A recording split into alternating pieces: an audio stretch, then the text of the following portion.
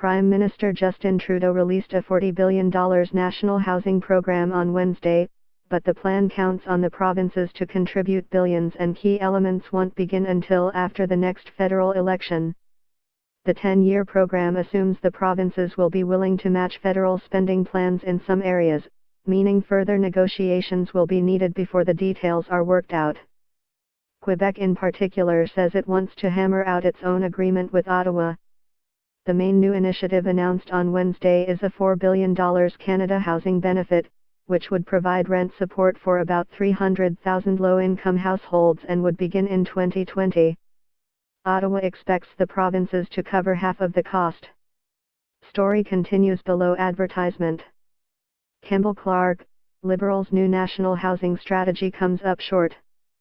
Ottawa is also responding to one of the most pressing concerns raised by Canada's cities, offering $4.8 billion to address the fact that many long-standing social housing agreements with Ottawa were scheduled to expire over the coming years.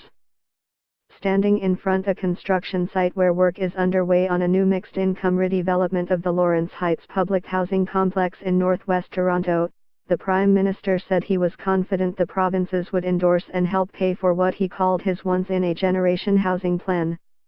What we have heard from our provincial partners here in Ontario and across the country, our municipal partners, is a level of excitement and a level of commitment to getting this done, Mr. Trudeau told reporters. But even Ontario Housing Minister Peter Milshin, who was invited to the same podium to praise Mr. Trudeau's announcement, would not firmly commit to new spending on Wednesday. There is more money here on the table from them, so obviously, now that there is a partnership to be had, we'll be working with them, Mr. Milshin said in an interview. The Federation of Canadian Municipalities praised the announcement as a breakthrough for Canadian cities pushing for help in dealing with a shortage of affordable housing. Story continues below advertisement. Story continues below advertisement. The housing plan provides details as to how Ottawa will spend the $11.2 billion over 11 years that was announced in the March budget.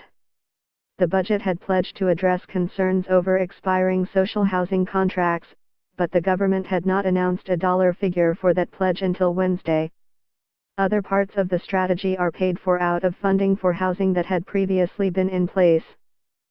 Some observers questioned why the program was limited to low-income Canadians and does not address the fact that many other Canadians are also struggling to find an affordable home. I thought it would be much more encompassing, Conservative MP Karen Vecchio said. We hear this government talk a lot about the middle class. What is this doing to help the middle class? All it's doing is providing government subsidies, but it's not providing a plan for the future. Jeremy Cronick, a senior policy analyst with the CD